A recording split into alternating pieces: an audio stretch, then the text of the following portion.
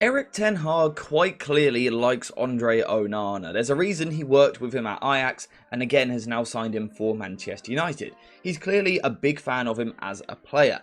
However, if Ten Hag really wants to prove how much he likes Onana, he needs to do a better job of protecting him. This isn't about Onana, this is all about the players in front of him and the system in front of him. United need to be better from a defensive point of view. Today I'm going to tell you how. So before we continue into the video, a quick shout out to today's video sponsor, JerseyFIFA.com, the home of all of the greatest football kits. Whether that be the new latest releases or the old classic ones like this, Jersey FIFA has something for everyone, and now you can check it out yourself using the link in the description down below. And also make sure to use code JerseyFIFA for 10% off when you order. So today's video is going to be all about the high press, what United are currently doing wrong and how it can be fixed. And we're going to go over this first part quite quickly because I speak about it a lot. The problem United have at the moment is that the wingers are used in the press but the fullbacks don't connect. It looks something a little bit like this. The ball will be here, it will go to a centre-back, Rasmus Højlund will kind of step across like this, Marcus Rashford will then move into this position here between two players, between the centre-back and the full-back. The ball then goes backwards, this is Rashford's trigger to move higher onto the centre-back, but when teams have a good ball-playing goalkeeper, they just clip the ball over the top to the full-back, who can now move the ball forward. Now what a lot of good pressing teams do in these situations is they connect the fullback, in this occasion it would be Luke Shaw, to the press like this, and then move to more of a back three like so, as kind of stopping that out ball into this wide position, allowing the team to press better. However, Erik ten Hag isn't doing this. The first question we need to ask is, why isn't Erik ten Hag doing it? Why is he not connecting the fullback? Because genuinely it's quite hard to make sense of it, and I've been thinking this for a long time. But I think I've kind of come to the conclusion that I just don't think he trusts his defensive players in wide positions. I don't think he trusts Lisandro Martinez in the Premier League as a wide defender.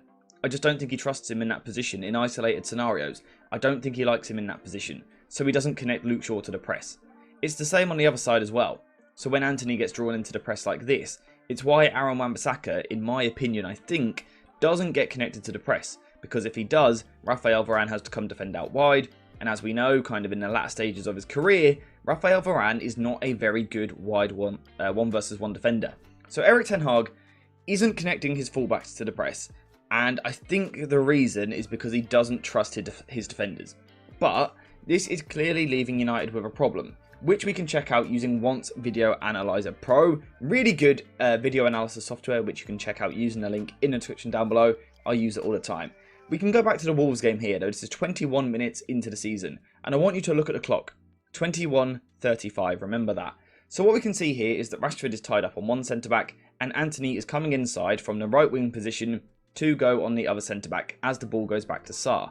Here we can see the two players linked, but Jose Sarr plays a nice little clipped pass to the left-hand side. Now why does he do that? He does it because his left full-back is in acres of space.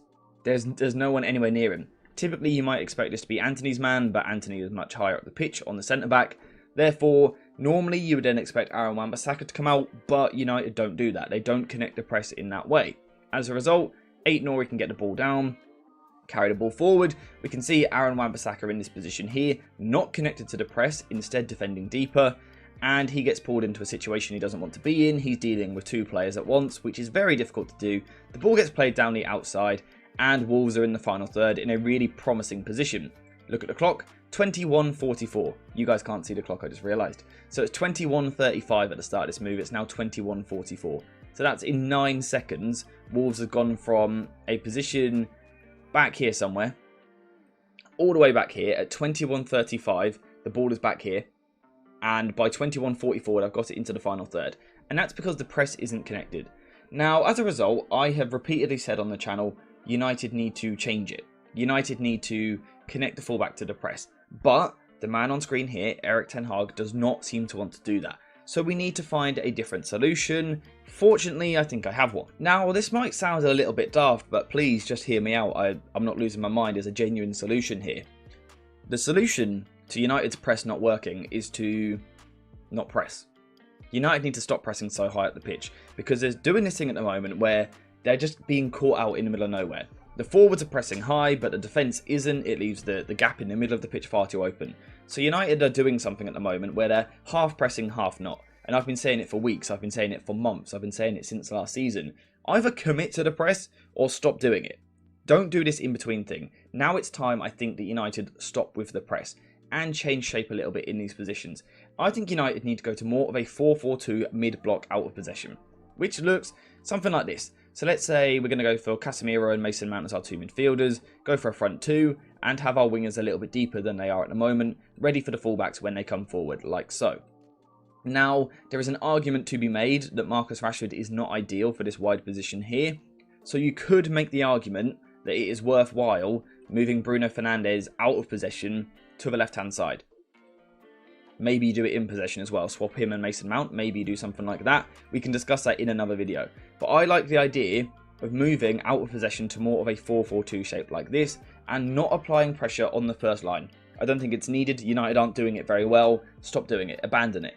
Instead, move to this 4-4-2 shape where you're a little bit more passive. And what you're going to allow is you're going to allow the goalkeeper to have the ball. You're even going to allow the centre-backs to have the ball. The ball can be played out to the centre-backs. But importantly, United are still holding a high line like this. So United are still squeezing high up the pitch.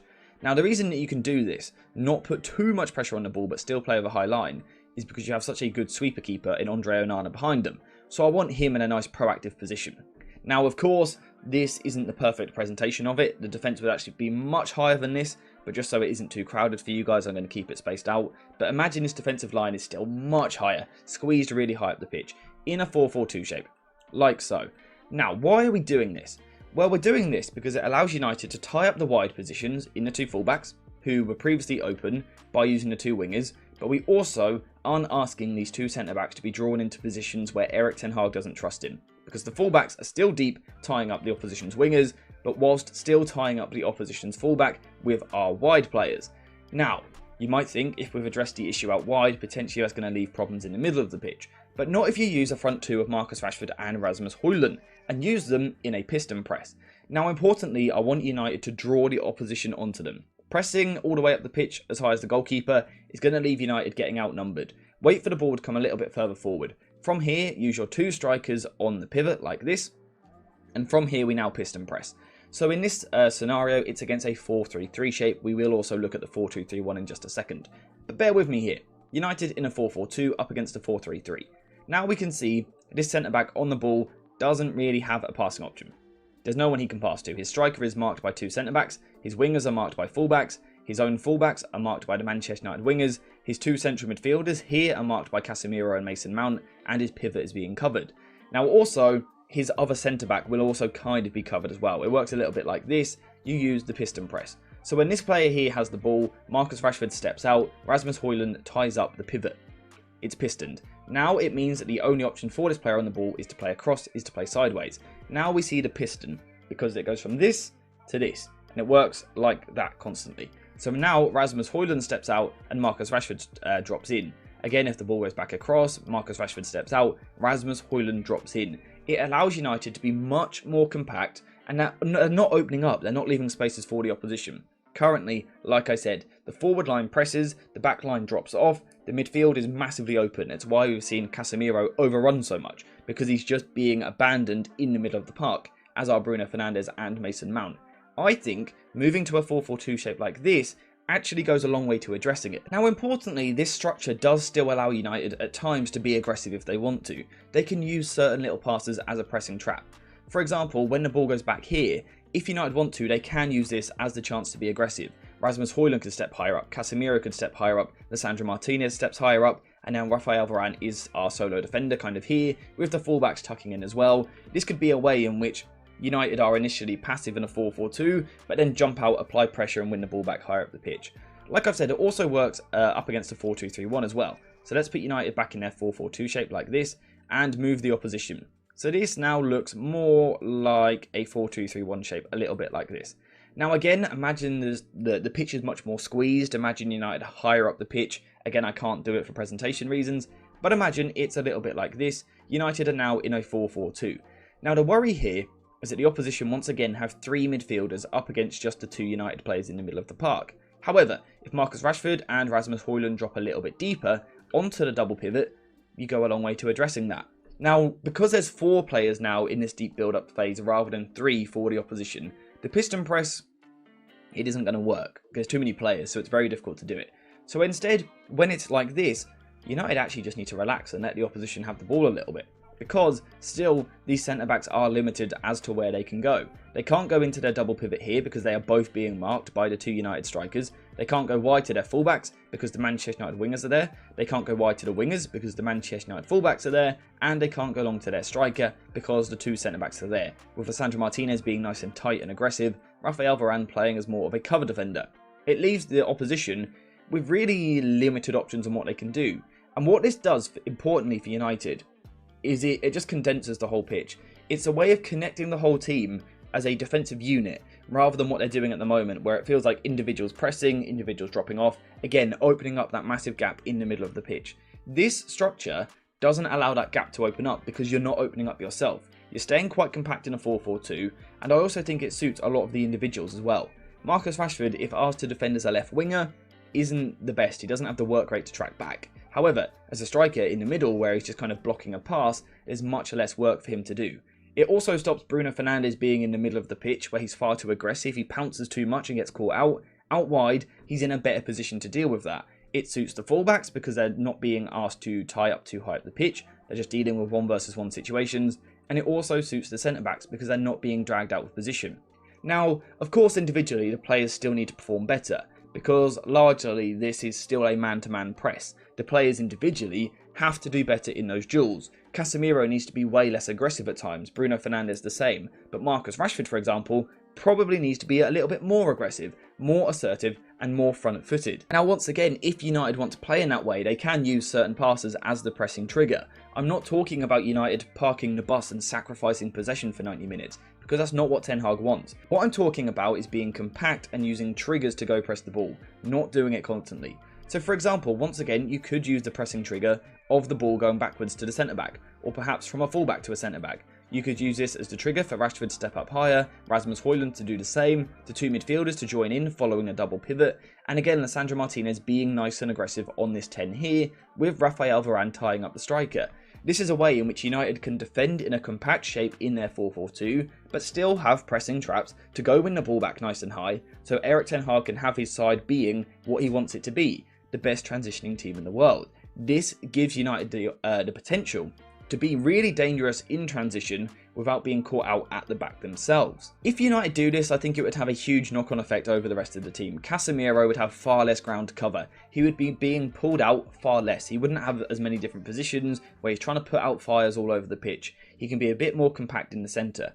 As a result, it means the centre-backs aren't as exposed because the full-backs aren't as high, Casemiro isn't as high, the pitch is more compact, protecting your centre-backs and therefore protecting your goalkeeper. Now, of course, this isn't the perfect structure. You can change your pressing shape. You will not use the same structure in every single game across the season because you face different tactical setups. However, largely as a rule, I think the 4-4-2 shape could really work out of possession for United in a mid-block using certain triggers as the potential to go press higher up the pitch, and I genuinely think it could work.